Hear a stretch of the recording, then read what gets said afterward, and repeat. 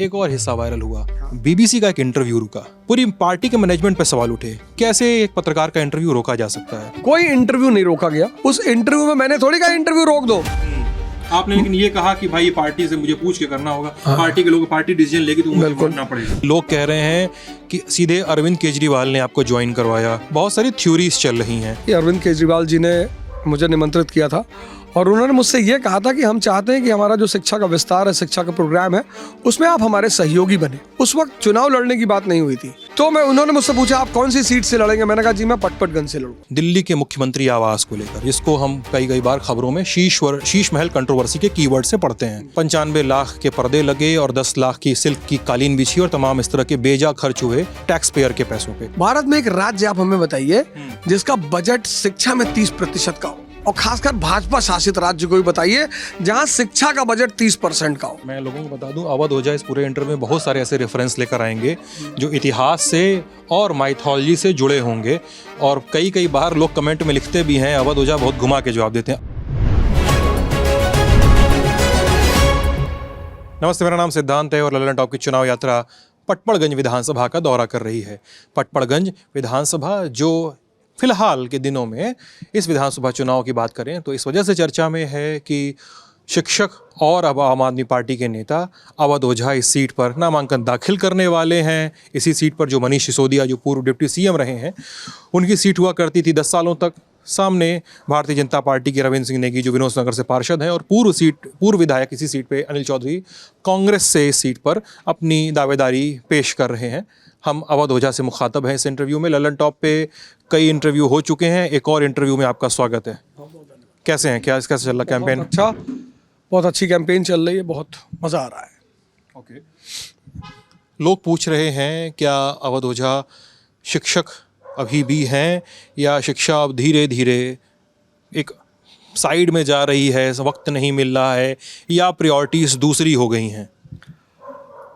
मोतीलाल नेहरू, सरदार पटेल, जवाहरलाल नेहरू, ये इतने बड़े नाम और इतने बड़े बड़े लॉयर, और जब इन्होंने राजनीति करना शुरू किया तो अपना जो प्रोफेशन था उसको साइड में रखा। हालांकि 1920 में एक समय ऐसा आया जब इन्होंने थोड़ा सा संन्यास लिया उन चीज़ों से, पर आपका जो प्रोफेशन होता है, जैसे शिक्षा एक प्रोफेशन है, तो it's a matter of giving guidance to the people. तो जो आपका गाइडेंस देना, हाँ, अब ऐसा नहीं हो सकता कि मैं फुल टाइम शिक्षक रहूँगा या दिन भर क्लास लेता हूँ, दैट इज़ नॉट पॉसिबल। पर हाँ, वो जो मेरा रोल था गाइडेंस का, दैट विल कंटिन्यू। अच्छा, अब ये बताइए कि आपके आम आदमी पार्टी ज्वाइन करने में, पहले तो मैं ये जानना चाहूँगा कि आम आदमी पार्टी ज्वाइन करने की कहानी क्या है, क्योंकि लोग कह रहे हैं कि सीधे अरविंद केजरीवाल ने आपको ज्वाइन करवाया। कुछ लोग कह रहे हैं कि मनीष सिसोदिया से आपकी बातचीत हुई थी पहले। बहुत सारी थ्योरीज चल रही हैं। कोई थ्योरी अपनी जगह न बना ले सच की तरह, तो आप सच्ची कहानी बताइए कि आम आदमी पार्टी ज्वाइन कैसे हुई? क्योंकि जिस दिन आपकी ज्वाइनिंग की खबर चल रही थी ना, उस दिन मुझे एक पर्सनल सा किस्सा मैं शेयर करना चाहूँगा कि मैं आपको फ़ोन कर रहा था और आपका फ़ोन नहीं उठा, लेकिन 3 मिनट बाद टीवी पे आपकी तस्वीरें फ्लैश हुई। आप उस प्रेस कॉन्फ्रेंस में वो पटुका पहन के बैठे हुए थे आम आदमी पार्टी का। आप ज़रा वो बता दीजिए, फिर उसके बाद के कारणों पर आता हूँ, सवालों पर। बिल्कुल, ये बात एकदम सच है कि अरविंद केजरीवाल जी ने मुझे निमंत्रित किया था और उन्होंने मुझसे ये कहा था कि हम चाहते हैं कि हमारा जो शिक्षा का विस्तार है, शिक्षा का प्रोग्राम है, उसमें आप हमारे सहयोगी बने। उस वक्त चुनाव लड़ने की बात नहीं हुई थी।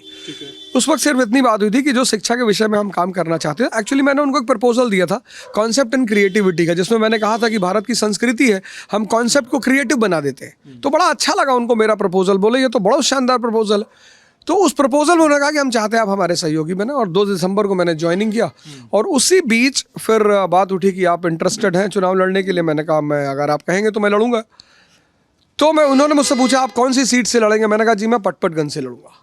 उसकी सबसे बड़ी वजह कि मेरे सारे रिश्तेदार यहीं रहते हैं। कौन कौन से रिश्तेदार बताइए? भोले तिवारी, आज ही उन्होंने एक प्रोग्राम किया है। भोले तिवारी हमारे बहनोई हैं। अच्छा, हाँ, और नगर में रहते हैं, वेस्ट विनोद नगर E40 अंबेडकर पार्क के सामने। भोलानाथ दुबे प्रॉपर्टी डीलर, बहुत बड़े प्रॉपर्टी डीलर। धन संजय का अमित सिंह चौहान, कम से कम इतना बड़ा नेटवर्क है उनका पैसा देने का, जो उनका कोऑपरेटिव बैंक चलता है, कि उससे कम से कम 3-4 लाख लोग पूरी दिल्ली से जुड़े हुए हैं। हरिशंकर पांडे हैं चंदापुर से, गोंडा के पास, वजीरगंज के पास एक गांव है। ऐसे न जाने की सबसे बड़ी बात कि जैसे गली नंबर 1 में आप आएंगे मंदिर के बगल में, वहाँ पांडे समोसा वाला है। हाँ, और वो पांडे समोसा वाला पूरे वेस्ट विनोद नगर की जान है। मतलब जो आदमी सिर्फ इतना पूछ ले कि भैया पाड़े खिया जाएगा समोसा वाले खिया, तो लोग पहुँचा दिए। क्योंकि ये सवाल मैंने इसलिए पूछा ना वजी कि जब मैं आज लोगों से मिल रहा था तो लोगों ने एक सवाल बार बार उठाया कि साहब अगर रविंदर नेगी को चुनना हुआ हमको तो वो यहाँ के लोकल हैं, हमको अगर अनिल चौधरी को चुनना हुआ तो यहाँ के विधायक ही रह चुके हैं पहले और वो भी यहाँ के लोकल हैं, हम अवध ओझा को क्यों चुने जिनका घर ग्रेटर नोएडा में पड़ रहा है और वो अभी भी चुनाव आयोग के सामने अर्जी लेकर खड़े हैं कि उनका ग्रेटर नोएडा से पटपड़गंज वोट शिफ्ट कर दिया जाए। बहुत बढ़िया सवाल है। अवध ओझा किसी को शराब नहीं बांट रहे हैं, अवध ओझा किसी को पैसा नहीं बांट रहे हैं, अवध ओझा किसी को कंबल नहीं बांट रहे हैं। अवध ओझा आए हैं किताब बांटने के लिए, और जब शिक्षक और डॉक्टर की जगह नहीं देखी जाती, मतलब कहीं ऐसा होता कि भैया हमारे इलाका के डॉक्टर हैं, हम मर जावे लेकिन हम दूसरे इलाके के डॉक्टर और शिक्षक का कोई इलाका नहीं होता, वो जहाँ बस जाते हैं लोग उन्हें अपना लेते हैं। तो अवध ओझा आए हैं शिक्षा बांटने के लिए, इस पटपड़गंज के जो बच्चे हैं उनको दिशा देने के लिए, इसलिए पटपड़गंज के लोग मुझे चुनेंगे। अच्छा, अब ये बताइए सर कि जब ये बात हो रही है आपके उम्मीदवारी की, तो आपकी उम्मीदवारी से लेकर अब तक में बहुत सारे इंटरव्यूज़ के चंक वायरल हो गए आपके। कुछ इंटरव्यूज़ वो हैं जो लल्लन टॉप में हुए हैं, जिसमें आप अपने बचपन का किस्सा सुनाते हैं कि यार तमंचा दाग दिए रहे, आज लोगों ने मुझे मोबाइल पे दिखाया भैया आपके यहाँ बोले थे, हम बोले हाँ भाई बोले थे, मैं उससे कहाँ भाग रहा हूँ, ना अवध ओझा भागेंगे उससे, बिल्कुल नहीं भागेंगे। ठीक है। और फिर वो दिखाते हैं कि यार देखिए, एक पत्रकार ने आपसे पूछा कि मनीष सिसोदिया पटपड़गंज छोड़ के जंगपुरा क्यों चले गए, फिर वो आपने वहाँ पर एक कपलेट पढ़ा था, कोई कविता पढ़ी थी और लोगों ने उसको बनाकर आपको ट्रोल किया। लोगों ने ये लिखा उस पर सोशल मीडिया पे कि अवध ओझा बोल किसकी तरफ से रहे हैं, ये क्लियर। पहले वो दोहा क्या था वो सुना दीजिए, उसका असल मतलब बता दीजिए लोगों को। जहां तक रहा सवाल की बदमाशी का, वो तो मैंने कहा ही लल्लन टॉप पे। तो भगवान कृष्ण ने कंस को मारा, क्यों मारा? परेशान कोई करेगा आपके परिवार को, आपके माँ बाप को, आपके घर वालों को, तो आप आवाज नहीं उठाएंगे? उठाएंगे नहीं उठाएंगे? तो ऐसा आदमी, मेरे खिलाफ ऐसा कोई केस जहां मैंने जनहित के अगेंस्ट में कोई काम किया हो, तब तो वो आदमी बदमाश होगा। जो आदमी अपनी सुरक्षा के लिए, आपने किसी के माँ बाप को गांव से भगा दिया, वो 20 साल बेचारे रेलवे स्टेशन पे सोए, वो बंदा लौट कर अपने गांव गया अपनी जमीन मांगने, तो बदमाश हो गया वो? ऐसा तो नहीं होगा। तो जिस देश में अब भगवान शिशुपाल को मारे, तो पहली बदतमीजी कौन किया? शिशुपाल किया। 99 गाली पे जो आदमी मुस्कुरा रहा है वो भगवान नहीं तो कौन है? अब जब श्रीलंका जा रहे हैं भगवान राम, तो पहले तो हाथ ही जोड़ रहे हैं ना उसको, समंदर को। कितने दिन? 3 दिन। यहाँ गांव का प्रधान होता तो हाथ नहीं जोड़ता, भगवान 3 दिन हाथ जोड़े रहे। जब चौथा दिन आया तब भगवान को लक्ष्मण जी से कहना न पड़ा। तुलसीदास ने कितने प्यार से कहा कि विनय न मानत जड़त जल गए 3 दिन बीत। तो अपना हक बचाना, अपनी इज्जत बचाना, अपना प्रॉपर्टी बचाना जुल्म है, मतलब ये गलत है। तो गलत है तो फिर अब उसका कोई उपाय ही नहीं है। अच्छा, मैं लोगों को बता दूं, अवध ओझा इस पूरे इंटरव्यू में बहुत सारे ऐसे रेफरेंस लेकर आएंगे जो इतिहास से और माइथोलॉजी से जुड़े होंगे, और कई बार लोग कमेंट में लिखते भी हैं अवध ओझा बहुत घुमा के जवाब देते हैं। लेकिन एक चीज़ हमको बता दीजिए, एक और हिस्सा वायरल हुआ और उसको लेकर मीडिया फ्रेटर्निटी में बड़ी नाराज़गी आई। BBC का एक इंटरव्यू रुका और आपका शायद वो एक पहला इंटरव्यू था आपका पार्टी ज्वाइन करने के बाद, और समर्थकों ने या पार्टी के कार्यकर्ताओं ने इस पर दिलीप नायर पे भी विपक्षी पार्टी के लोग सवाल उठाते हैं कि दिलीप नायर इसी तरह से सारे इंटरव्यूज़ कंट्रोल कर रहे हैं आम आदमी पार्टी के। पूरी पार्टी के मैनेजमेंट पे सवाल उठे, कैसे एक पत्रकार का इंटरव्यू रोका जा सकता है? उस पर आपने एक आध सफाई दी है, लेकिन मैं चाहता हूँ एक बार आप फिर से दें। कोई इंटरव्यू नहीं रोका गया।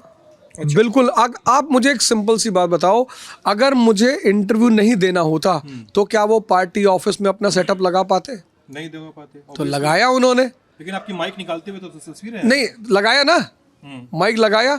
माइक निकालते हुए तस्वीर नहीं है, माइक तो मैंने ही निकाला है। हाँ, वो जब लड़के कार्यकर्ता अंदर की तरफ आए, वहां पे बस एक गलती हुई। जो लोग ऑर्गेनाइज कर रहे थे, जो मतलब हमारी पार्टी के कार्यकर्ता थे, उनका वहां रहना बहुत जरूरी था। वो बेचारे, मेरे ख्याल से कुछ बाहर के लोग आए हुए थे, उन्हें लगा शायद मास्टर, अच्छा उस इंटरव्यू में मैंने थोड़ी कहा इंटरव्यू रोक दो। आपने लेकिन ये कहा कि भाई पार्टी से मुझे पूछ के करना होगा, पार्टी के लोग पार्टी डिसीजन लेगी तो मुझे मानना पड़ेगा। Organisation O=D। कवि और शिक्षक ये मंच पे बिंदास हो सकते हैं, लेकिन जब आप संस्था में हैं, वरना संस्था का वजूद ही नहीं बचेगा।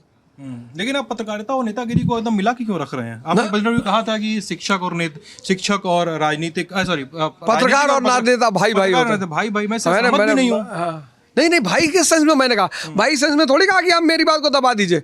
भाई मैंने इस सेंस में कहा कि आप मुझसे जमकर सवाल करिए, मैं आपको जमकर जवाब दूंगा।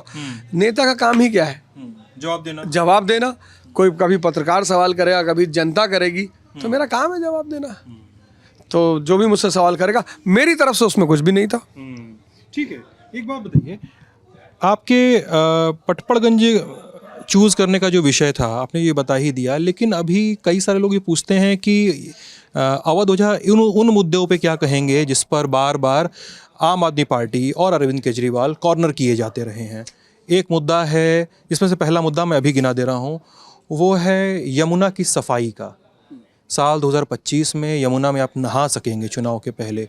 अरविंद केजरीवाल के भाषण का हिस्सा बार बार दिखाया जाता है और हमने इस पर एक रिपोर्ट भी की है, अभी एक आध दिनों में पब्लिश होने वाली है। और स्थिति ऐसी है कि पार्टी के नेता तक इस पर बात करने से बच रहे हैं, ऐसा लगता है कई बार। इस पर आप क्या कहेंगे? नहीं, कुछ कहना नहीं है, क्योंकि इस देश के पहले नेता अरविंद केजरीवाल है जिन्होंने मंच पर इस बात को एक्सेप्ट किया है। अभी मेरे ख्याल से 8-10 दिन पहले की बात है कि हाँ, ये हमारी कमी रह गई है, उसे हम पूरा करेंगे। तो जब नेता ने खुद ही एक्सेप्ट कर लिया तो उसमें कहने का मुद्दा ही नहीं बचा। ठीक है, अगला आरोप लगता है दिल्ली के मुख्यमंत्री आवास को लेकर, जिसको हम कई बार खबरों में शीश महल कंट्रोवर्सी के कीवर्ड से पढ़ते हैं। मुख्यमंत्री के आवास को लेकर उस पर रिनोवेशन और उस पर कैग की रिपोर्ट। कहा गया कि रिनोवेशन बाथरूम की छत गिरी और उसके बाद सत्येंद्र जैन जो PWD मिनिस्टर हुआ करते थे, उनकी अध्यक्षता में रिनोवेशन ऑर्डर हुआ और उसके बाद 95 लाख के पर्दे लगे और 10 लाख की सिल्क की कालीन बिछी और तमाम इस तरह के बेजा खर्च हुए टैक्स पेयर के पैसों पे। इस पे आम आदमी पार्टी के प्रत्याशी अवध ओझा और शिक्षक अवध ओझा क्या सीख देंगे? मैं एक सिंपल सी बात कहूँगा कि अगर हमारे मीडिया कर्मी जो भाई हैं वो एक काम अगर कर दें कि सभी पार्टी के लोगों से मुद्दे की बात करें। भारत में एक राज्य आप हमें बताइए जिसका बजट शिक्षा में 30% का हो, एक बताइए। और खासकर भाजपा शासित राज्य को भी बताइए जहां शिक्षा का बजट 30% का हो। एक भारत का राज्य बताइए जहां अंबेडकर एक्सीलेंस जैसी योजनाओं के अंतर्गत बच्चों को एंटरप्रेन्योरशिप सिखाई जा रही हो। यानी आप चुनाव अगर जीतते हैं तो आप शिक्षा मंत्री बनने का दावा भी रख सकते हैं। जा पर कृपा राम के होई ता पर कृपा करे सब कोई। अब ये तो राम जाने, राम भगवान ने ऐसा किया है कि भाई उन्होंने टिकट दिलवाया, पार्टी ज्वाइन कराई, राजनीति की धारा शुरू कराई, तो भगवान जैसा चाहेंगे वैसा होगा। पटपड़गंज के लोगों ने कई बार मुझसे शिकायत की, मनीष सिसोदिया यहाँ से 10 साल तक रहे, लेकिन यहाँ के लोगों को पानी की दिक्कतें जो हैं अभी तक झेलनी पड़ रही हैं। मैं मंडावली की रेलवे कॉलोनी में कम से कम 6-7 गलियों में घूमा आज। लोग बोल रहे हैं दिन भर में कई बार नल खोलने पे गंदा पानी आता है। मंडावली की सड़कें हैं, सीवेज उस पर बह रहा है, ओपन सीवेज बह रहा है।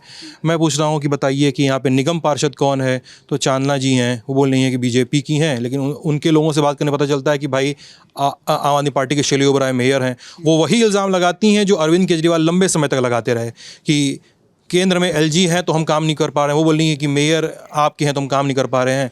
और मिला जुला के लोग नाखुश हो रहे हैं इस बात से कि पानी जैसी व्यवस्था पटपड़गंज क्षेत्र में अभी तक सॉल्व नहीं हो पाई। नहीं, मैं खुद कुछ एरिया में गया था तो मैंने देखा ऐसी समस्या है। बिल्कुल, इस बात से मैं इनकार नहीं करता हूँ, लेकिन धीरे धीरे वो सारी समस्याएं दूर हो रही हैं। आज मैं एक मोहल्ले में टहल रहा था, माता जी हमको मिली थी यहाँ से 10 दिन पहले, और मिली क्या थी, वो बोतल लेकर आई थी कि भैया देखिए हमारा पानी गंदा रहा है। हाँ, पानी गंदा आ रहा है। तो आज मैं गया, स्पेशली मैंने उनको देखा, मैं गया, मैंने कहा माता जी नमस्कार। कहीं का मैंने कहा पानी कैसा आ रहा है? कहीं भैया अब बहुत अच्छा आ रहा है। तो धीरे धीरे उन सारी समस्याओं को नज़र में रखा जा रहा है और उन पर सुधार किया जा रहा है। मैं पता नहीं ये सवाल पूछना चाहिए कि नहीं पूछना चाहिए, आप स्किप भी कर सकते हैं इसको, जैसे आपने शीश महल वाला सवाल स्किप कर दिया और ये आप 30% शिक्षा के बजट पे लेकर आपने स्विच किया उसको। इसमें आप इसमें भी मास्टर हैं। लेकिन एक सवाल ये भी है कि बार बार लोग पूछ रहे हैं कि लल्लन टॉप के मंचों से, खासकर बिहार अड्डे पे, आपने राहुल गांधी के बारे में कुछ ना कुछ कहा था। हमारे 2 महीने पहले हुए लल्लन टॉप अड्डे दिल्ली में भी राहुल गांधी के बारे में कहा था कि ही हैज़ प्रूव्ड हिमसेल्फ। लेकिन अभी आपकी पार्टी का राहुल गांधी के साथ इक्वेशन बड़ा फ्रैक्चर्ड सा दिख रहा है। बयान कम से कम ऐसे हैं, राहुल गांधी भी कुछ बोल रहे हैं, अरविंद केजरीवाल भी कुछ बोल रहे हैं और भाजपा से साठगांठ के आरोप तक लगा दे रहे हैं। मतलब सटल तरीके से अंडरटोन वही बन रहा है। आप क्या सोचते हैं, क्या राहुल गांधी के बारे में अभी क्या सोचते हैं? पार्टी लाइन पे ही सोचते हैं या राय बरकरार है? ये बताइए, आप भगवान राम को भगवान मानते हैं? हाँ, मानते हैं। हम भी मानते हैं। तो उनकी बहुत सारी क्वालिटियों में से एक क्वालिटी ये है कि किसी की भी तारीफ करो जो कुछ अच्छे काम करता हो। जैसे मैंने कहने वाली बात है, मैंने कहा था कि रेफरेंस लेकर आएंगे। मैं रेफरेंस की बात नहीं कर रहा हूँ, मैं कहा था कि रेफरेंस लेकर जब आएंगे। रावण की मृत्यु हो रही थी तो भगवान राम ने लक्ष्मण जी से कहा कि भैया ज्ञानी आदमी है, परम ज्ञानी है, इससे थोड़ा सा ज्ञान ले लो। तो तारीफ करना भगवत्ता प्रभु राम के लक्षण है। इससे किसी का मतलब, हम तो भगवान राम के उपासक हैं। सुनो उमा ते लोग उभागी, हरि त्याग भय विषय अनुरागी। तो हम तो उनके उपासक हैं, जो वो करते हैं हम उन्हीं रास्ते पे चलते हैं। सबको सबकी तारीफ करना चाहिए और सबका अच्छा सोचना चाहिए। आपके रेफरेंसेस के साथ, पूरी श्रद्धा के साथ और पूरे सम्मान के साथ साफ साफ शब्दों में जवाब दे दीजिए सवाल का। बच्चिया नहीं, देखो दिया मैंने सवाल का। तारीफ करना तो भगवत्ता के लक्षण है ना। उसमें कोई बड़ी बात नहीं। सिद्धांत भैया देखो ऐसा है, हमारा आपका सामना होता रहता है। एकदम होगा भी, अब तो ज्यादा होगा।